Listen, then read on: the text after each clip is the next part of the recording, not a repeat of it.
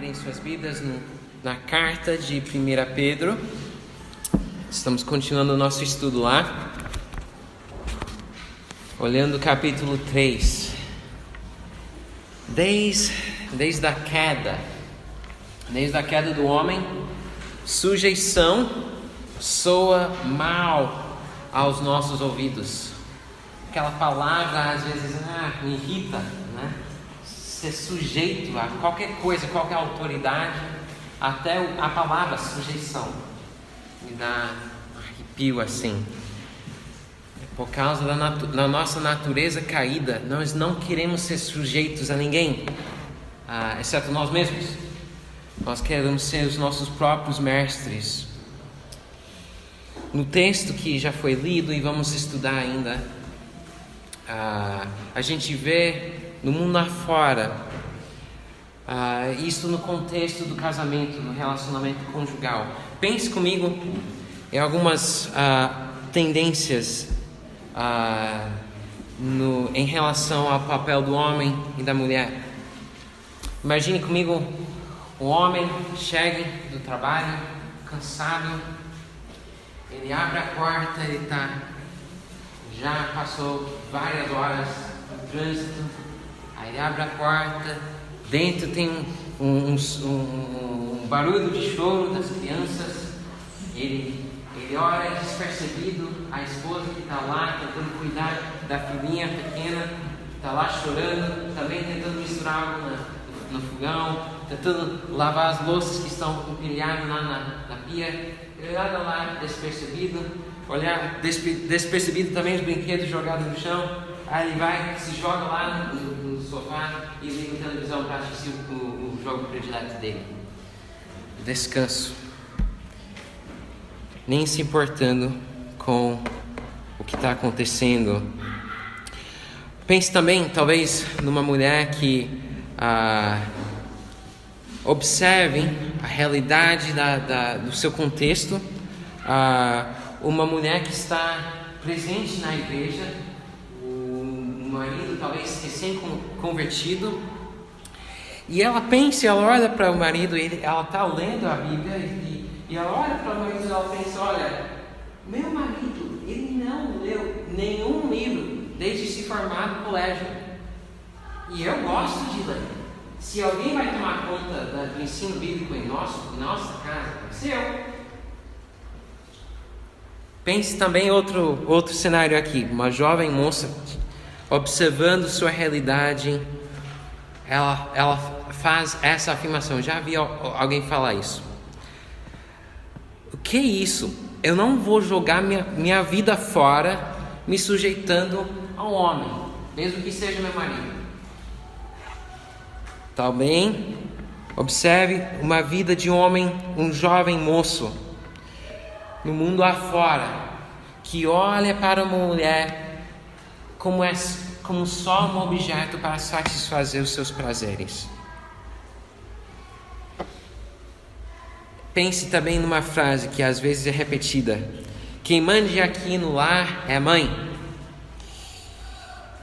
Ou a mulher que presta é a que toma a frente, a mulher guerreira, a mulher com carreira. Marido e filhos só simplesmente enfeites. O que a gente enxerga nestas atitudes, nesses contextos, é uma inversão, às vezes exploração daquilo que deve ser uma bênção, algo que deve ser belo. Deus fez isso, Deus fez homem e mulher, Deus construiu o casamento, isso existiu antes da queda, mas a queda destruiu algo que era belo e bonito.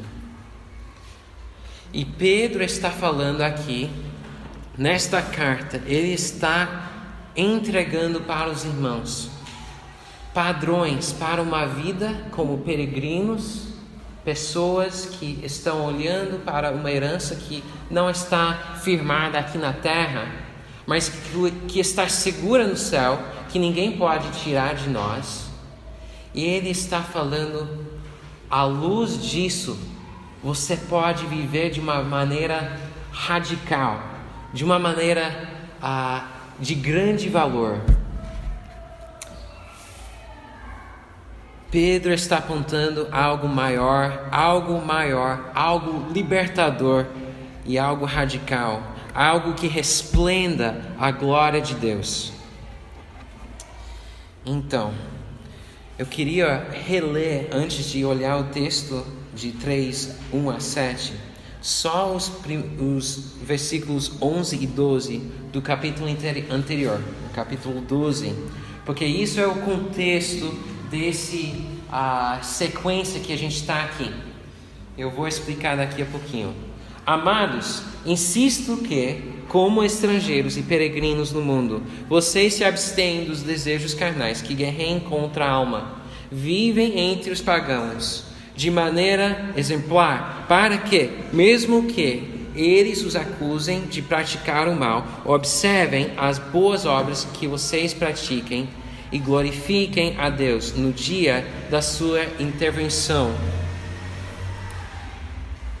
Este é o contexto. Ele faz esses dois versículos. Este basicamente é uma captação, quase que repetindo o que ele diz no início, na introdução do livro. Ele fala isso de novo.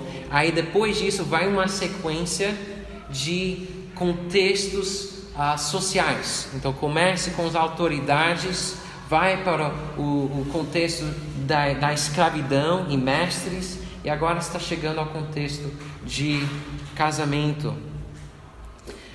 O que é importante observar que ele está falando, a base disso, eu vou falar de normas práticas, mas é a base do fato que você é estrangeiro, que você é peregrino, que você não pertence a este mundo.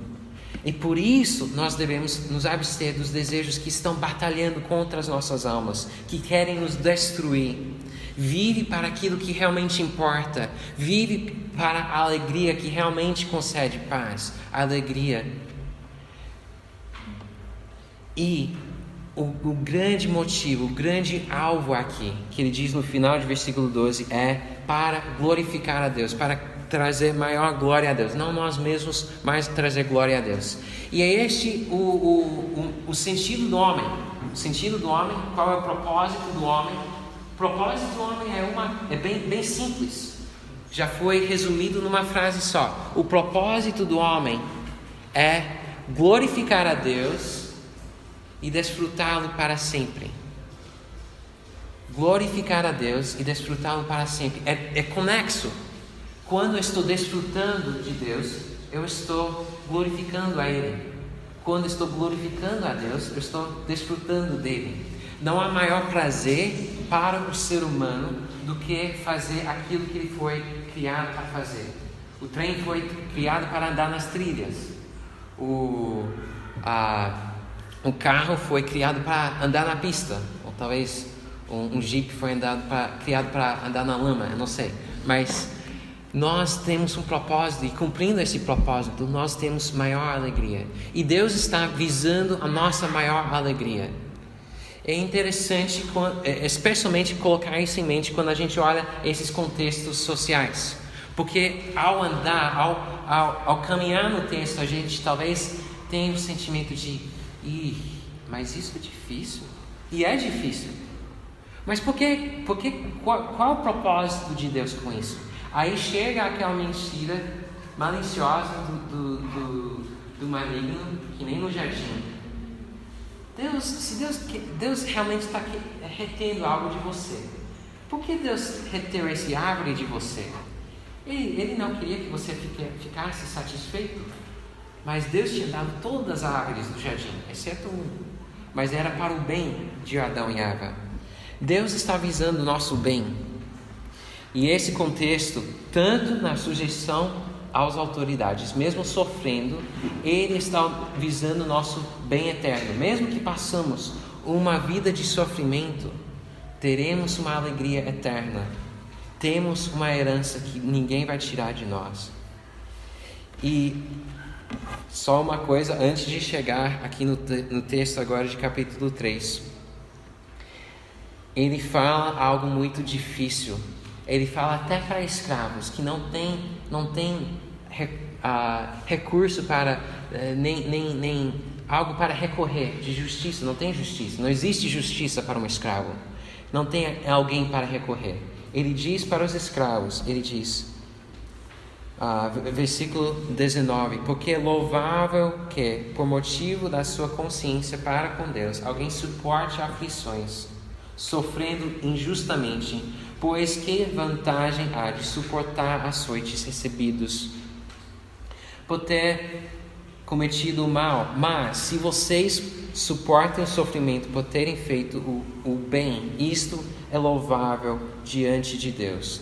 Para isso vocês foram chamados. Para isso nós fomos chamados para sofrer. Por quê? Por que nós fomos chamados para sofrer? Eu não quero ser chamado para sofrer. Para isso vocês foram chamados, pois também Cristo sofreu no lugar de vocês, deixando-lhes exemplo para que sigam em seus passos. Ele não cometeu pecado algum, e nenhum engano foi encontrado na sua boca. Até esse ponto você pode ficar desesperado. E aí, agora, primeiramente, não gosto de sofrer. Segundamente, você está me chamando para seguir o exemplo de Cristo. Eu não sou Cristo, eu tenho pecado, eu tenho dificuldades. E você está me chamando para seguir um padrão tão alto assim? Mas observe a esperança que Ele concede para a gente. Quando insultava, não revidava. Quando sofria, não fazia ameaças, mas entregava-se àquele que julga com justiça. É este para quem nós podemos recorrer. É para este que o escravo, que não tem justiça humana, pode recorrer, ao juiz perfeito, justo, todo-poderoso. Nós também.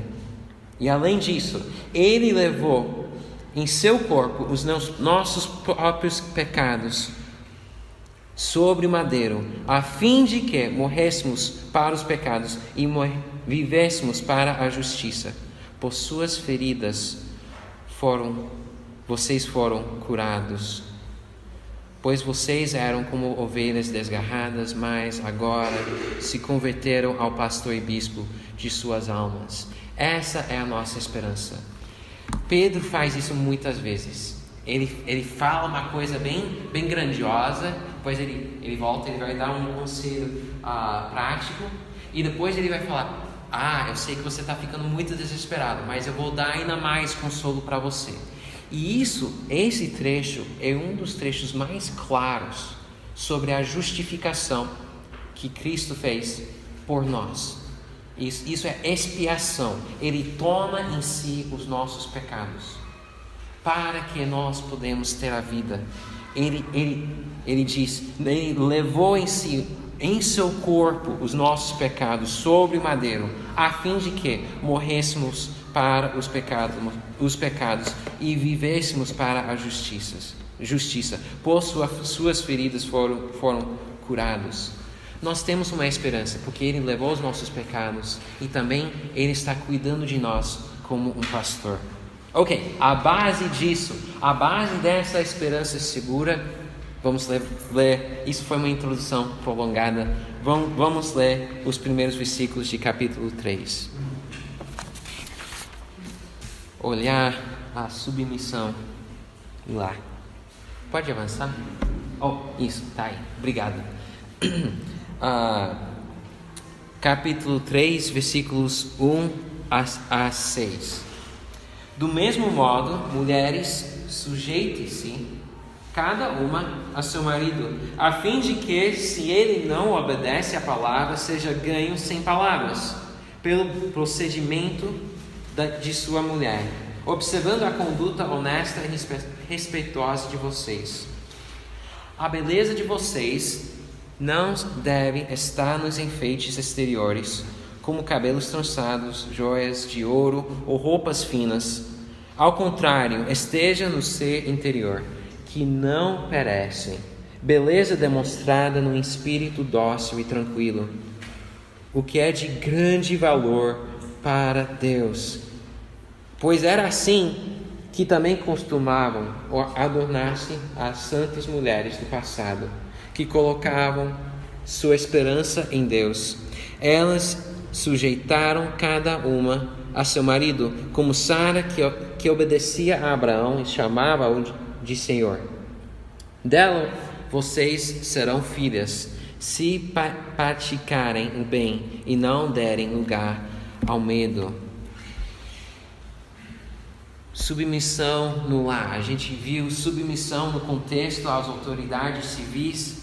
Nós vimos submissão no contexto do emprego, nesse figura do escravo e do mestre.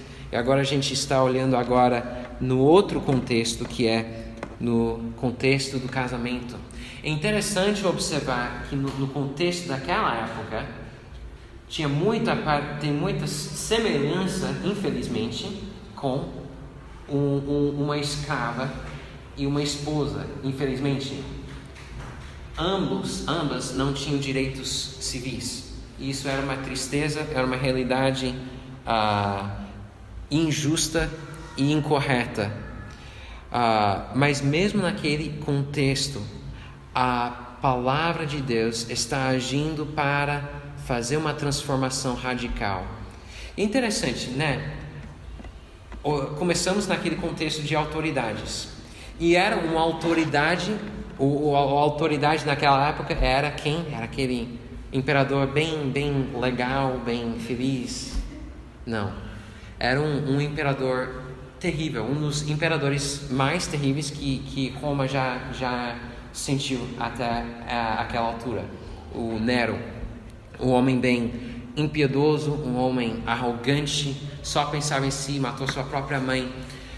Mas mesmo assim ele diz, se submete até, honrem, tratem todos com devido respeito, amem os irmãos, temem a Deus, honrem o rei. Até prestam honra a este homem.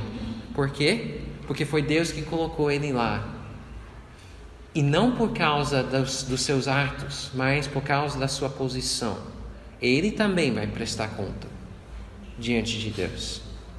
Observe muito com cautela este texto. Submissão não quer dizer que o marido não vai prestar conta perante Deus. Isso não quer dizer que a mulher não tem onde recorrer. Lembra, vamos voltar novamente para aquele texto que diz, lembra o escravo que não tem onde recorrer, não tem justiça, não existe justiça. Mas ele diz, como Cristo, ele também entregou-se àquele que julga com justiça. Não pense em algum momento que a autoridade civil vai poder fazer uma justiça melhor do que o Deus que criou os céus e a terra. As autoridades podem tirar alguma coisa de uma pessoa, eles podem tirar os direitos, podem jogar na cadeia, pode, até em alguns lugares no mundo, tirar a vida, nos extremos casos, né? Mas teme aquele, lembra? Não teme aquele que pode tirar a vida, mas teme aquele que pode também lançar o corpo e a alma no inferno. É Deus que devemos temer. É Deus que tem a justiça perfeita. Entrega-se cada um de vocês àquele que julga com justiça. E à base disso nós podemos agir piedosamente em submissão até a autoridades injustas. Então, isso é o contexto. Até o marido vai prestar conta perante Deus. Então, coloca isso de lado agora, lembra este fato, que ele vai prestar conta perante Deus. Mas neste texto agora, Pedro está olhando e se direcionando para as mulheres. Ele diz em versículos 1 a 2, o marido, o objetivo é ganhar o marido.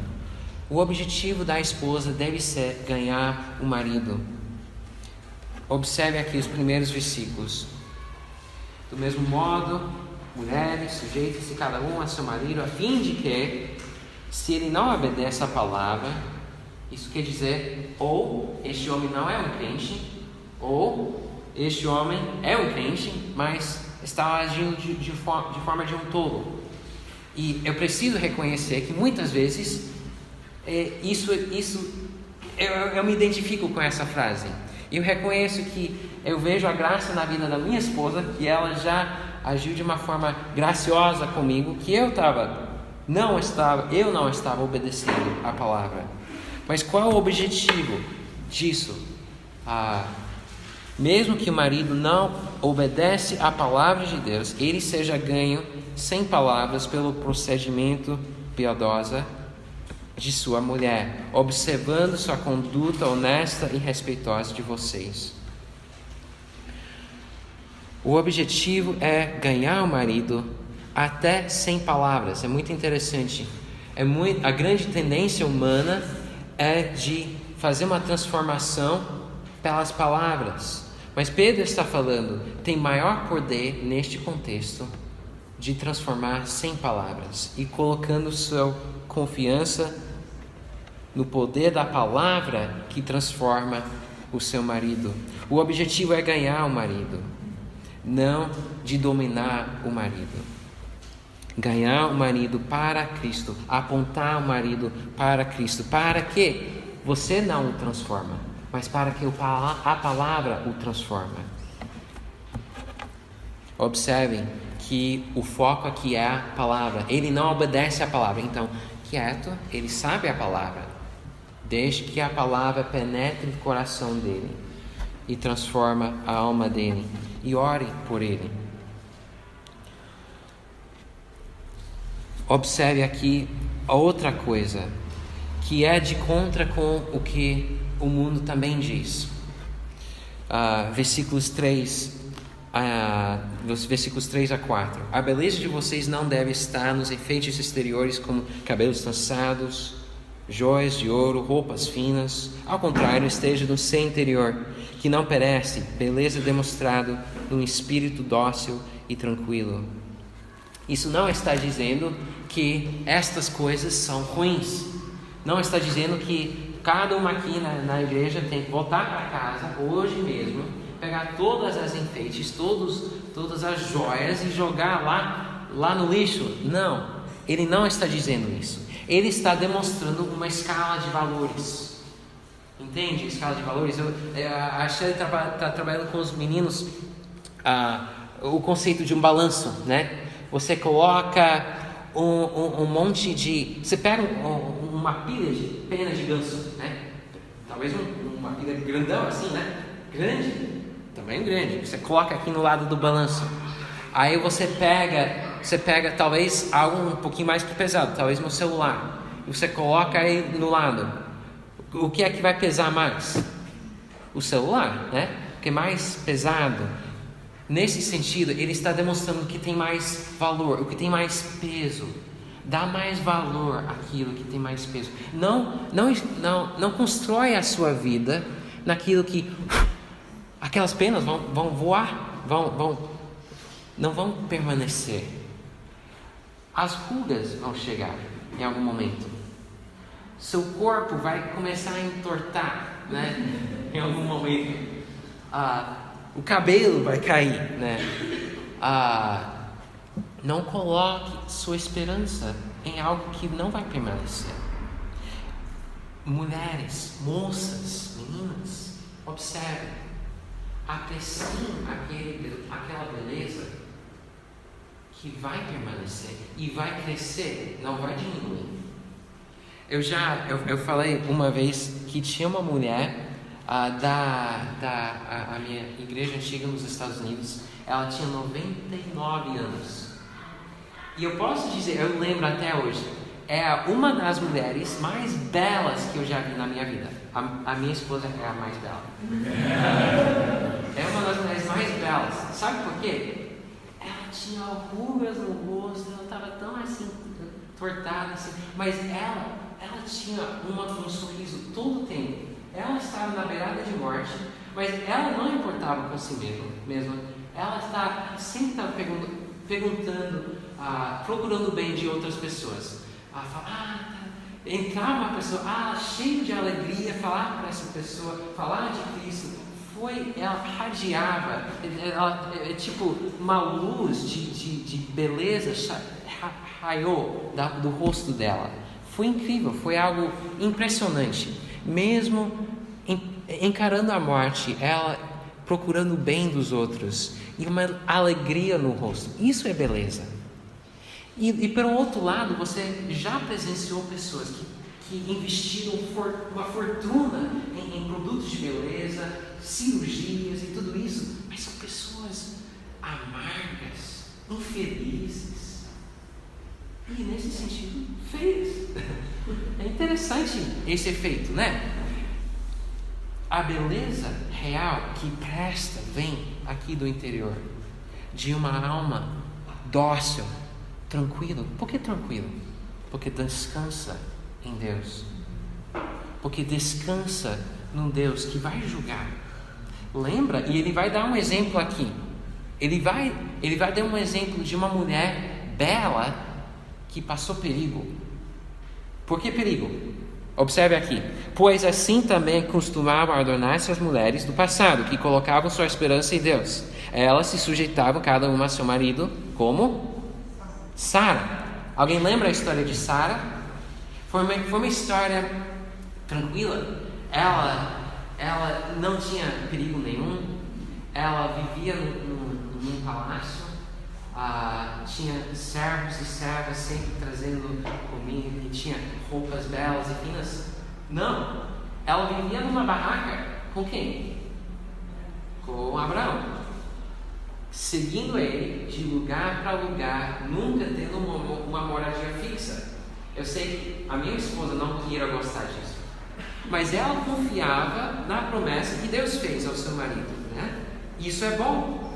Ela confiava nas promessas de Deus, que Deus estava concedendo a eles um lugar que Ele forneceu para eles, uma herança. E ela olhava, ela acreditava naquilo. E outra coisa, ela também seguiu o marido quando o marido estava fazendo escolhas ruins. Alguém lembra da história? Abraão era um sujeito bem, às vezes bem cabeça chata, né? Ele chegou, Deus falou para ele: eu vou fazer tudo para isso, você vai ter mais filhos do que há estrelas no céu, tá? E ele vai para o Egito com medo de alguma ameaça, e ele vai para o Egito e ele fala: olha, eu sei que você é uma mulher tão linda, que o rei do Egito vai querer você como esposa, então eu vou falar para todo mundo que você é minha irmã. Por quê? Justo, você também temos o mesmo pai, né? Não a mesma mãe, né? E ela se sujeitou a ele, e ela confiou a sua vida para Deus neste momento. Mas lembra a história? Quem foi que protegeu Sara nesse contexto? Deus. E Deus até puniu o faraó, mesmo que ele tomou ela como esposa, não tocou nela, mas tomou ela como esposa. Ele puniu ela, ele por ter feito isso. Aí depois Deus repreendeu Abraão por ter feito isso. Mas Abraão, sendo um homem bem cabeça dura, fez outra vez. E outra vez ela se sujeitou ao seu marido, e Deus resgatou ela. E também puniu o outro rei que tentou fazer a mesma coisa. E nunca nenhum deles tocou nela. Era uma situação bem precária. E Deus protegeu essa mulher piedosa que confiou a sua vida, que como Cristo, lembra aquele versículo 23 do capítulo 2, ela entregou-se àquele que julga com justiça, e ela se sujeitou ao seu marido, não ao ponto de fazer o pecado, lembra? Tem um limite. E ela falou a verdade. Era bem aqui, era bem no precipício, mas ela chegou ao ponto: eu não vou pular no precipício, mas eu vou chegar até o limite, até você me fala para pecar, eu não vou pecar, mas eu vou chegar até o limite, eu vou confiar minha vida ao meu Criador, tá? E Deus protegeu ela. Ok. E olha a conclusão aqui: dela vocês serão filhas, se praticarem o bem e não derem lugar ao medo. Outra tradução, não teme aquilo que é temível, né? Que sua confiança não está em você mesmo, mas você está tranquila porque você está confiando no seu Deus poderoso. E isto é, como diz antes, tem um propósito, é para ganhar o seu marido, lembra? Para ganhar o seu marido de volta, para que a palavra penetre o seu marido, para que no contexto dos escravos, para que Deus seja louvado, para que no contexto das autoridades, para que silenciem a ignorância dos insensatos, tá?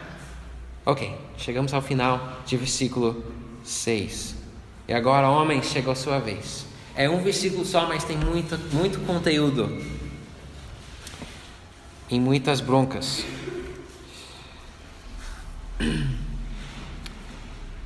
A liderança amorosa do marido, versículo 7. Submissão, liderança amorosa do marido.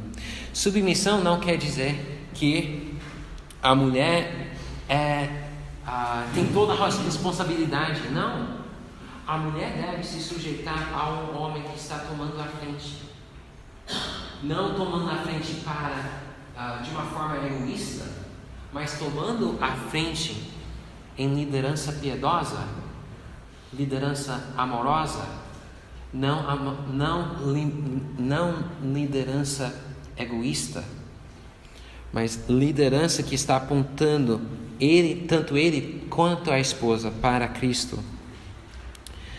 Submissão no lar deve ser no contexto de uma liderança amorosa do marido. Observe aqui versículo 7. Do mesmo modo, vocês maridos sejam sábios no convívio com suas mulheres e tratem-as com honra, como parte mais frágil e corredeiras da graça da vida. Da mesma forma, ele diz, sejam sábios no convívio com suas mulheres. É uma frase, outra tradução diz, sejam sábios no convívio, sejam compreensivos no convívio com suas esposas. E, para ser sincero, eu tive que me arrepender do meu próprio pecado muito olhando esse texto ao passar da semana, vez após vez após vez. É muito fácil, às vezes, nós homens chegar em casa, não ser compreensivos com as nossas esposas. Aquele exemplo que eu dei no início, eu não curto muito jogo na televisão, mas eu tenho a mesma tendência. Chegar em casa e não importar com as lutas que a minha esposa travou durante o dia.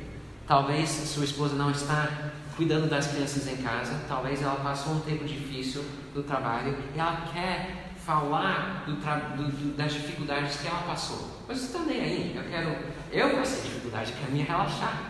Eu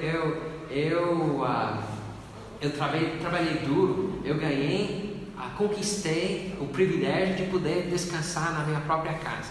E você, mulher, precisa me servir agora. Não, isso não deve ser a atitude de um homem cristão. Nós devemos ser homens compreensivos, vivendo de uma maneira sábio no convívio com as nossas mulheres, sabendo as lutas que elas travem. As lutas que elas travem não são as mesmas que nós travamos. Nós travamos outras coisas. Nós travamos lutas no contexto do nosso trabalho, contexto, coisas quebrem, coisas assim. Contexto de homem e mulher, às vezes é diferente. Nós somos mais mecânicos, mulheres são mais relacionais. E nós não devemos usar como desculpa o fato que eu não penso desta forma. Eu não sou muito... Eu não trabalho muito bem com relacionamentos e tudo isso. Minha esposa faz tudo isso, tá? Eu vou deixar com ela. E eu não quero ouvir todas essas histórias de fulano falou isso de fulano e alguém tinha briga com outra pessoa. O que é que eu faço com isso? Não, maridos, quando você chegar em casa, chegou a hora real do seu trabalho. Você passou 8 horas, 10 horas no serviço. O serviço que realmente presta chega naquela hora que você entra na sua casa. Quando você está cansado, quando você está exausto, é exatamente a hora que o seu trabalho, que realmente importa, começa. Não é que aquelas horas de esforço que você prestou no serviço não importaram, mas o que importa para a construção de algo que realmente permanece, a sua família, seu relacionamento conjugal, seu relacionamento com seus filhos. E isso importa mais do que aquilo que você fez no seu trabalho. Deus coloca muito valor nisso, mas Ele coloca mais valor no contexto do seu lar. Esvazia o seu ser quando você chega em casa, cai exausto na cama. Não, eu quero que você chegue na sua casa. Eu estou falando isso para mim mesmo, porque eu falo para mim mesmo, eu não consigo falar com meus filhos, eu estou tão cansado, eu não quero ouvir uma criança brigando com a outra, eu não quero resolver essas coisas, eu simplesmente me descansar. Luta com essa mentira que está falando na sua mente. Luta com esse desejo que está guerreando com a sua alma. E chegue na sua casa como um guerreiro para servir a sua esposa, para servir os seus filhos. Homens fazem isso. Sejam compreensíveis no convívio com as suas esposas. Tratem-as com honra, como parte mais frágil e coerdeiras. Vou parar aí. Parte mais frágil. Talvez você mulher diz, que isso?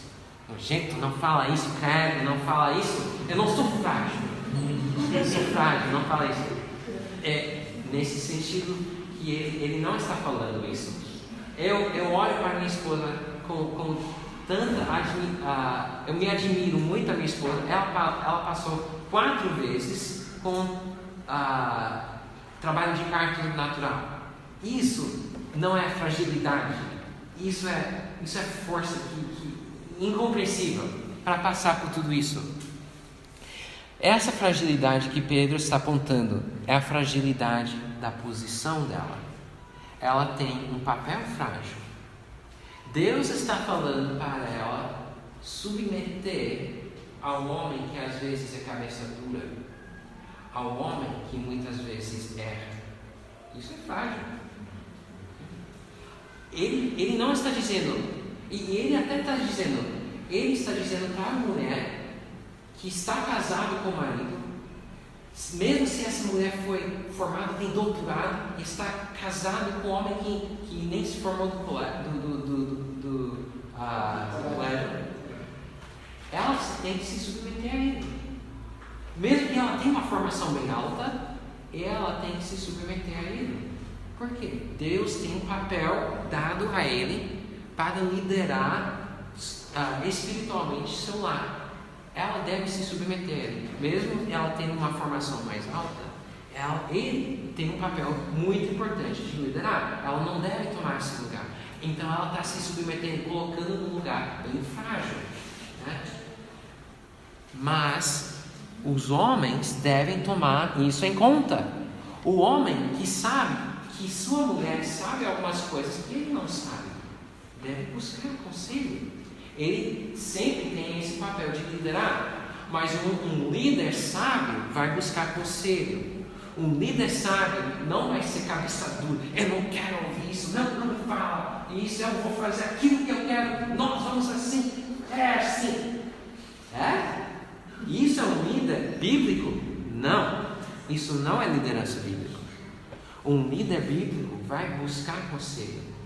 E o maior conselho, maior auxílio se encontra na auxiliadora idônea que Deus deu para você. Não é bom que o homem esteja só. Por isso que Deus criou a mulher. Juntos, homem e mulher podem fazer mais do que eles podem fazer separados. E o homem não deve pensar que ele pode fazer tudo sozinho. Ele precisa fazer com sua mulher. E mais também, lembrando que ela está se submetendo numa posição bem frágil. E também, olha aqui, isso é muito importante observar. Tá? Pedro está deixando o melhor para o último. Como coerdeiras da graça de vida, de forma que não sejam interrompidas as suas orações. Uma frase bem curta, mas é muito, muito importante esta frase. A sua esposa é coerdeira com você na graça da vida. Naquela época, isso iria chocar os homens. O que é isso? Coerdeira? Não existe coerdeira. Sempre tem coerdeiro. Não existe coerdeira. Naquela época, não. A herança era passada para os homens. Não tinha uma herança que passava também para as mulheres. Sempre passava assim pelos homens. Ele está dizendo: sua esposa tem maior nível de herança que você. Não tem, os homens não têm uma herança maior, as mulheres menor.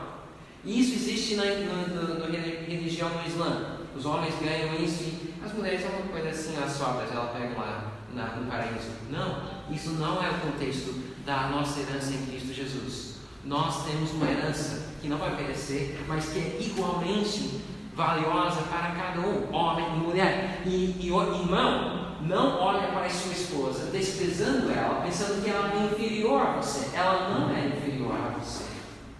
Ela tem uma herança igual a você. Mas você tem um papel de liderar ela. Mas não despreze a sua mulher, porque ela é coerdeira da graça da vida. E se você tem a cabeça dura e ainda quer fazer aquilo, observe que Pedro diz que vai acontecer para você, homem, cristão, crente em Cristo Jesus. Vão ser interrompidas suas orações. Deus vai literalmente fechar seus ouvidos às suas orações, se você está desprezando sua mulher. Isso é chocante e deve chacoalhar cada homem aqui e lembrá-lo que é muito importante o papel que ele tem. Ok, chegamos ao final. Poderíamos resumir tudo isso numa frase: demonstra na sua vida a beleza e o valor do papel do homem e da mulher. No contexto de hoje é tem muitos ataques no papel do homem e da mulher. E uma das maiores maneiras para impedir as distorções que existem no mundo era para viver a realidade daquilo que é tão belo, daquilo que tem tão grande valor. Demonstra o valor e outros vão enxergar a beleza e a glória de Cristo.